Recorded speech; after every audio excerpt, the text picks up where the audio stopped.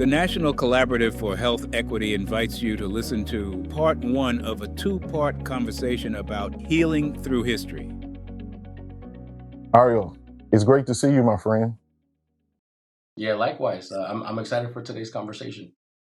Yes, I want to start, in a way that I think you and I both take very seriously, honoring our ancestors and honoring those people who are mentors and leaders who make opportunities like this possible. So I want to thank Dr. Gail Christopher and the amazing team at the National Collaborative for Health Equity for just providing this opportunity and this platform for us. There are a lot of challenges that people across our country and across the globe are facing. And we know that healing is a big part of what we have to do. And we are each other's medicine. So I just want to honor them for creating this opportunity for us. Yeah, I agree. And additionally, I think we're able to do the work that we do because we stand on shoulders of giants.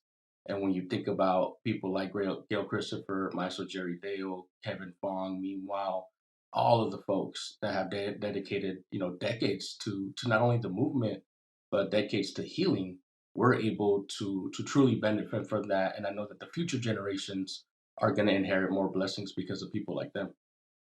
Uh, So we talked a little bit about them, the people whose shoulders we stand on.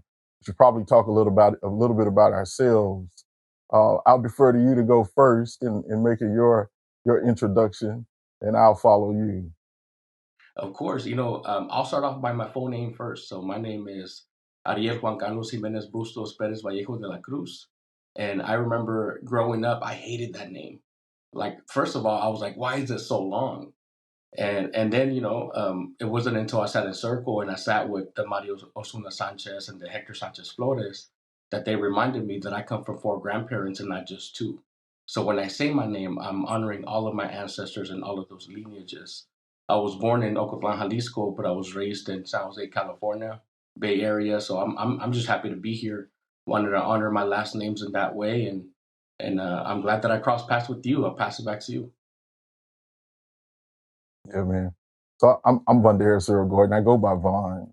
Most people know me as Vaughn. I'm a Mississippi native. I live in Mississippi now, and the work that I get to do is, as work as a racial healing practitioner, but perhaps more globally, more generally, I just believe in connecting human beings in meaningful ways, and that's the work that I spend my time doing, whether it is, a means of generating income or showing up in community in a positive way.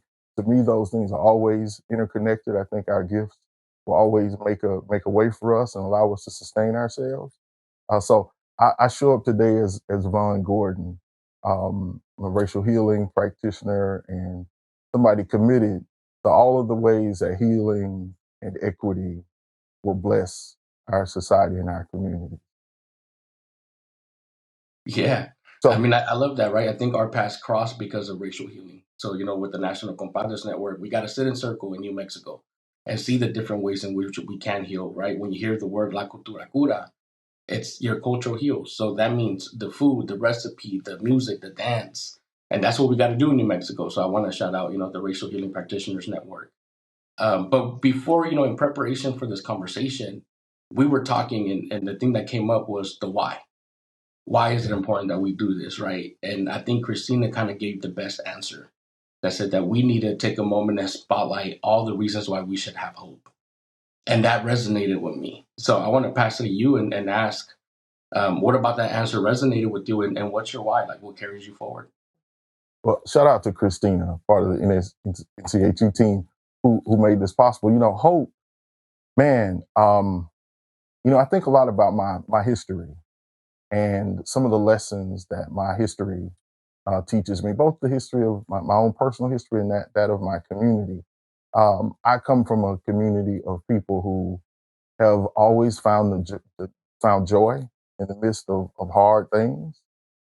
They are resilient people. It seems like everybody wants the badge of being resilient, but it's like nobody wants to go through the things that make you resilient. But I show up with those people and the stories behind me, my own personal journey. I mean, it has not been easy to show up, as a 240-pound Black man, in Mississippi or in other parts of the country where I've lived. So, the hope for me is in the fact that I come from a generation of survivors, generations of survivors, right? Mentor of mine once told me that I have a 100% survival rate of the things that I was afraid would kill me, or the Mm. things that were hard that I didn't think I would make it through, whether it was like a spelling test, in the first grade, or something much bigger now. And so I embrace that, and that's one of the reasons and one of the ways that I show up with a lot of hope in this season. Not to ignore the challenges we face, but I'm a firm believer that those challenges just are not as big as we are when we're in community and we're connected to each other.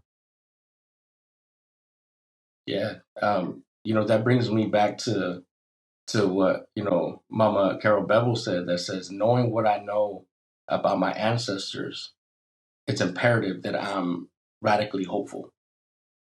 Because, we come from people that endured the worst of the worst, whether you're talking about genocide or slavery, and Mhm. we're here because they survived, right? So they're definitely survivors or warriors, and we have to carry that forward. So I appreciate that you mentioned all that. Yeah. So, there are lessons in the stories that they've told us. And there might be people who watch this or get to be a part of this larger conversation who don't necessarily see themselves as having the same stories that we have. And so I think it's important for us to lift up some of the things that those people can do, right? To stand in hope, or where they might be able to find hope and agency. And one of those things for me is that we all go through stuff in life, and everything that you have survived, everything you succeeded at, there are lessons in it. Um, the experiences we've had with our neighbors, right? The people who live next door to us, the people who were in the seat next to us in class, in middle school and high school. Like when we listened to those folks and we heard their stories, there were lessons in that for us. For those people who, may not feel like they have a circle of mentors or people who, provide that kind of wisdom to them, I want to make sure they don't feel left out of this conversation, right? There are Mhm. stories in your own experiences. There's just great value in revisiting it.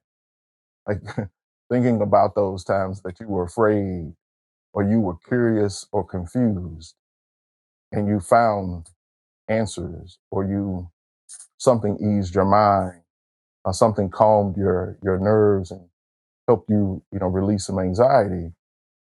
That's where the lessons are for you. Like, take those things and apply them in this moment. So that's like my offering to those people. What would you offer to folks who don't necessarily feel like they don't necessarily see themselves when they look on the screen and see us? Yeah. I'm thinking about all the teachings that have come my way through conversations, through experiences, through connection. And sometimes because we live in a Western society, we value certain people more than others. And I remember going through college and judging my family because I was getting my psychology degree, and every diagnosis possible in the book I could apply to a relative, even though they told me not to, right?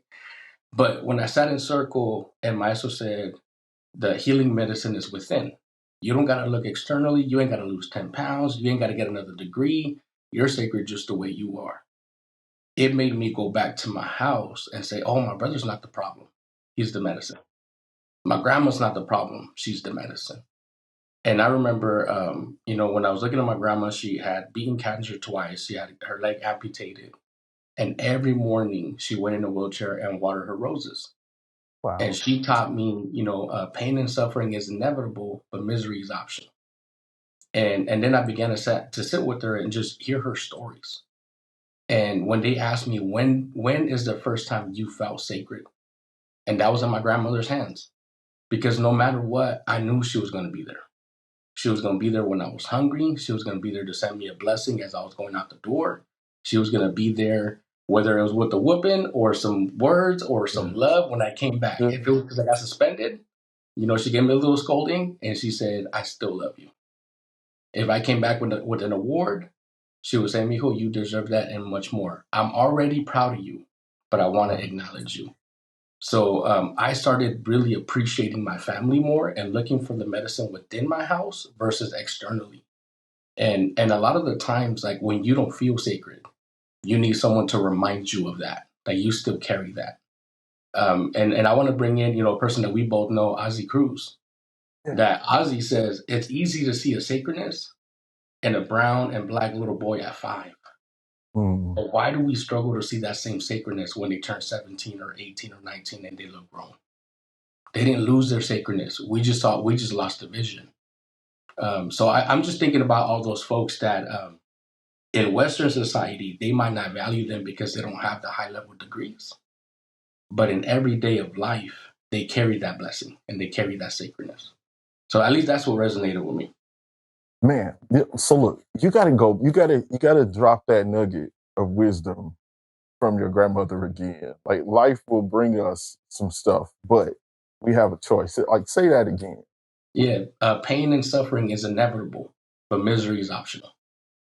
Wow, misery is optional. That's empowering. In this moment, that's empowering. You used another word that has shown up often in spaces that we've shared. And I had an experience with that word some years ago, and I want to lift it up here. Like you talked about the sacredness of those boys. I remember some points in my life where I grew up with these amazing women raising me and around me. Not that there would never be men present, right? But as a boy child, like these women just really, um, they really showed me my value. And so I learned that I was sacred from them, and I've been blessed. I'm a father of 3 daughters and a husband to a beautiful wife now. So I experienced that from them as well. But that word sacred, the lesson that I learned in an experience with it, I'd always heard it, used it growing up in the faith tradition that I grew up. Sacred was a pretty commonly used word, had positive connotations. But one time I decided I was going to look it up.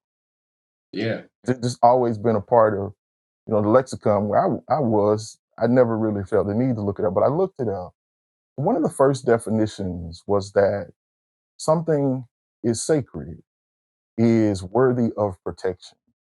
Mm. And, in this moment, one of the very specific challenges that a lot of people are facing is that, in the name of the law, really, in the name of fellow citizens, our government and in some ways parts of our culture is absolutely targeting people who, um, are as much human and is entitled to as much dignity as anybody else.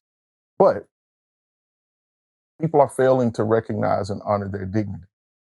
And so I want to lift that up as a specific challenge that people are experiencing and encourage, those of us who are listening and watching to think long and hard about who and what they regard as sacred and worthy of protection. Mm. But perhaps more importantly, what reasons they give themselves or others Yeah. give them to justify not protecting their fellow citizen, right? Their neighbor, right? Their coworker, their friend. What reason are people given? And even those with whom you don't have an existing relationship, how do you justify dishonoring the sacredness of those people? We don't have to talk a whole lot about the policy making apparatus, right? That created the permission structure in a sense for us to be here. But I want to just lift up in this moment the essence of the question we're faced with, and that is about how we see uh, other human beings as worthy of protection, or why we choose not to. So I just want to lift that up as one of the challenges in this context that I hope our conversation can speak to. Yeah. I never looked up that definition, but I appreciate it because I think we're all worthy of protection, and the key word being worthy. And sometimes we're worthy of protection from ourselves, Yeah, and sometimes from the system that tries to continuously traumatize us. Like I'm thinking everything happening in the nation right now, right? I'm thinking about the ICE raids. I'm thinking about police brutality. I'm thinking about how we treat the unhoused on all levels. Um, and not all of us have the same level of protection. yeah, Because you think about the false sense of human hierarchy, some people are valued more than others. But I'm even thinking of, I'm thinking of the middle of the pandemic. George Floyd was just taken away from us. And we are all ready to be united in that front. That black and brown unity is needed. And I'm thinking, we're making the posters. We're going to go here in the Bay Area, City Hall, Santa Clara County, and we're going to go protest. And it reminded me the night before I get a phone call from my lawyer that says, I don't know what your plans are for tomorrow, but I know this is going on in the city that you live in. And I want to remind you that you're a DACA recipient because according to society, I'm an illegal alien. And I only have a level of protection because I was a childhood arrival. And it says, I want to remind you that you're a DACA recipient. So if you go protest and you get arrested, you have signed a contract that you would get deported. You would no longer be able to have DACA as a renewal if you get arrested for protesting or I think the legal term is um, like civil unrest or something like that, right? That if I get arrested protesting, I could lose that protection. So then I'm faced with who's worthy more of protection, mhm. myself or the people who are suffering from police brutality right now. And I Wow. remember I had to fall back on my mentors and I made some phone calls and I called Mario and I called Maestro Jerry and I said, this is my situation. What do I do? And they said, well, mijo, you need to stay home. Let us go protest. But you still have a role in this because if we call you and we need some support, pick up the phone. If we come back and we're going to be angry because the system is not right, can you bless us off before we go back home because our families don't deserve that anger? So we're not saying that stay home and do nothing. We're just saying your purpose needs to shift a little bit in the way that you protect yourself and the way we protect our allies. We protect our brothers and sisters who are being victim of police brutality right now. Yeah. So sometimes even in the protection, we need to be protected from ourselves. And also we need to be reminded that we need to stand up against things that are unjust. Right. So I think your definition just sent my mind and my heart in a lot of different ways because all of those are just real examples of what we encounter every day. Yeah. Man, you dealt with that vulnerability. Mm, You dealt with that in a really, really um, actually, in a really courageous way. You know, um, when I was a kid, people used to say prudence was a better part of valor, and you know, my my wife, my partner's grandmother was the first person I heard say this about conflict. mm, She said it's better to say there he go than there he lie. mm. Um, and that that just speaks to you know choosing your battles wisely Yeah. and how you engage in the battle. I mean, I know we've got friends and we've got people who are absolute warriors for justice, for equity, for joy, Yeah. and some have never seen a fight that they didn't think they needed to be on the front lines of. Hmm. So you kind of sitting that out and playing the role that those mentors and those advisors suggested you play probably did save you a lot of heartache, right? Your community a lot of heartache, but it also gave you an opportunity to play a different role and maybe even, develop an appreciation for your ability to play that role. Yeah. And it reminds me of Reverend Frank Figures, who lives here in Jackson, Mississippi. Reverend Figures considered himself, and many considered him, but he was self-described historian of the movement for justice and freedom and voting rights here in Mississippi. Reverend Figures tells audiences two things, really. Audiences, people he talks to, right, in casual conversation. He'll tell us, one, keep the faith.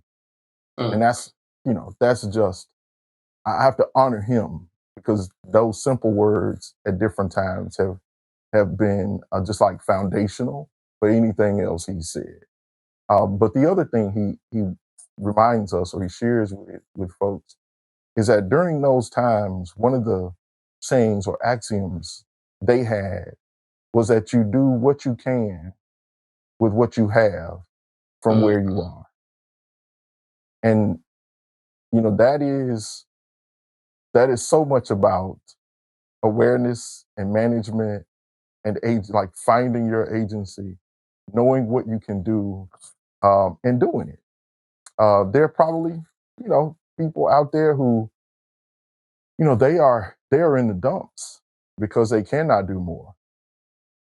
And they, are wishing and hoping and praying that they were in a different place. And, in my faith tradition, people talk about growing where you're planted and where you are in a season, figuring out what you can do and just doing that, right? And generally through faithfulness, another spiritual principle for me, when we're faithful with what we have, where we are, then, our territory, our tools tend to increase. And so, I want to encourage people, including you and I, right, to just keep doing what we can do from where we are, with the things that we have, and just expect that by our effort, there are people, there are institutions even that will bring the rain and will bring the sunshine to the seeds that we plant. And as we move along, like, we're going to enjoy the fruits of this harvest. Our children are going to live in a more just and more equitable, more dignity-centered culture. And so, doing what we can from where we are, what we have, is one of the things I want to lift up for you and I want to leave people with as a means of showing up in powerful ways in this moment. To learn more, look for Part 2 on our website, nationalcollaborative.org/hope in action.